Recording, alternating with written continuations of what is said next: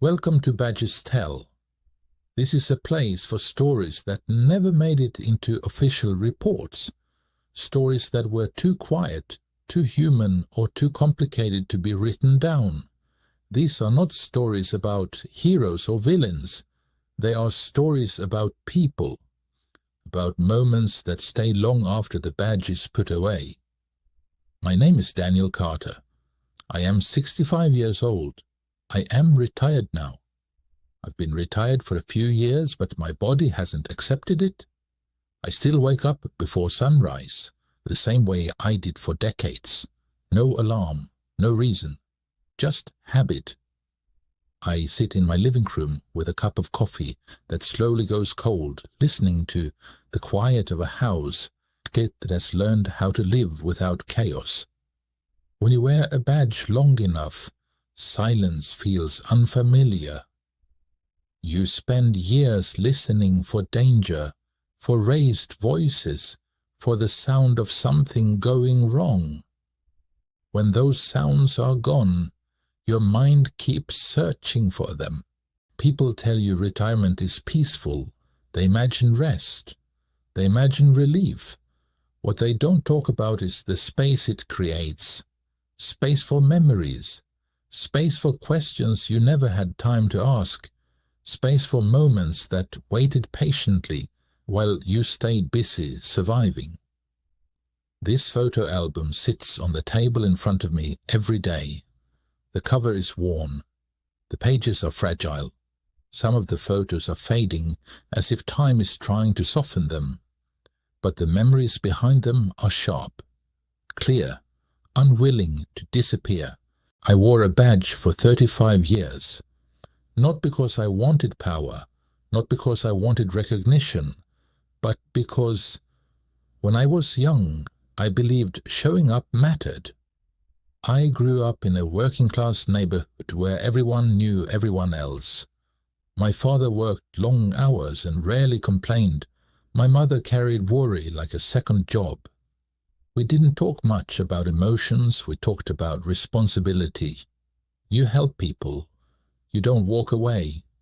You do what's right, even when no one is watching. I was 8 years old when a police officer visited my school. I remember how the room changed when he walked in. The sound of his boots, the way his presence made everyone pay attention. I remember thinking that if someone like him showed up when things went wrong, then maybe everything would be okay. That day I decided I wanted to be a police officer. What I didn't understand was that the badge doesn't protect you. It places you exactly where pain lives. At 23, I joined the force. New uniform, new confidence. I thought courage was something you either had or didn't have. I didn't yet understand that courage usually arrives after fear has already settled in.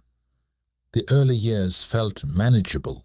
Noise complaints, traffic stops, lost kids, arguments that ended with apologies.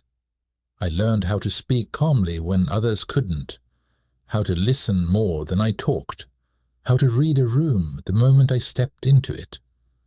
I thought that was the job. I was wrong. The real job is learning how much of yourself you are willing to give away. The night that changed everything didn't feel special at first. It never does.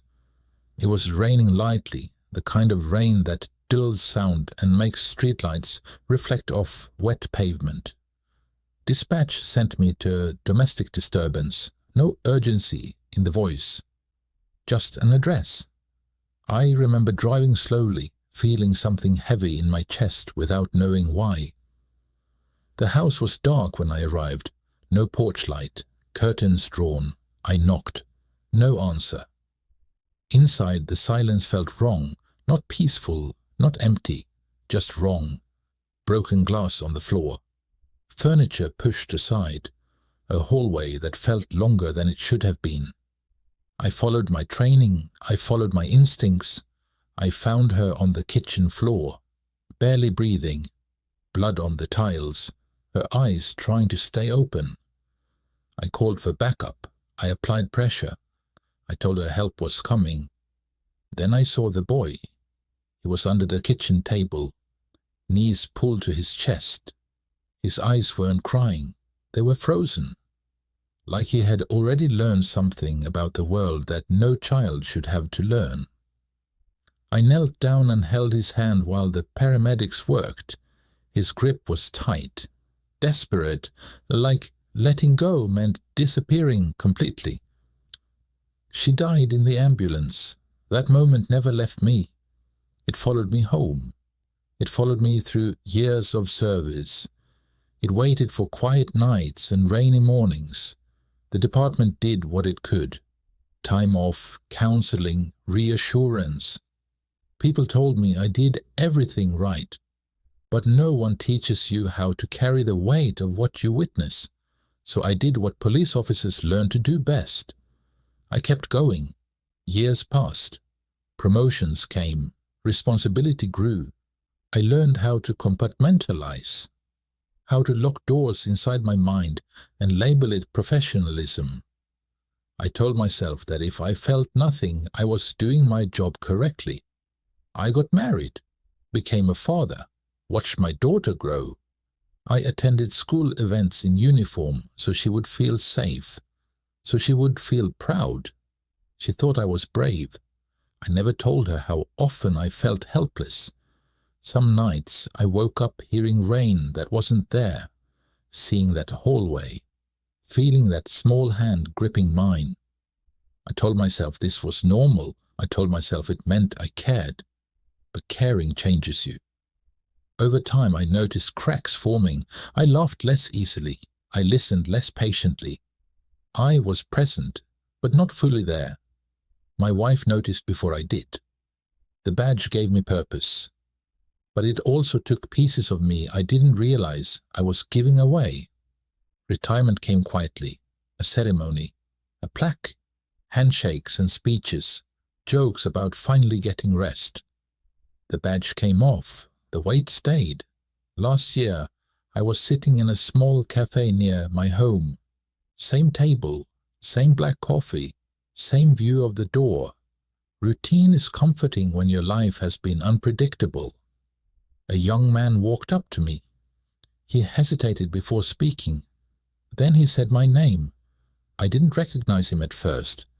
Then he said, "You held my hand when my mother died." Time stopped. He told me he became a paramedic. He said he remembered my voice more than my face. He said that night taught him what staying meant. For the first time in decades, something loosened inside my chest. I realized then that we don't always see the endings of the stories we step into. Sometimes we're just one moment in someone else's life. I didn't save his mother, but I stayed. And sometimes staying is everything. Now at 65, I sit with this album and understand something I couldn't back then. Being a police officer was never about the badge. It was about presence, about standing where it hurts, about choosing not to walk away. We measure life by years, but impact is measured in moments, a hand held, a voice saying, "You're not alone." A choice to stay when leaving would be easier. My badge is gone now, but the reason I wore it remains. Thank you for listening. Please like, share and subscribe for more tales from behind the badge.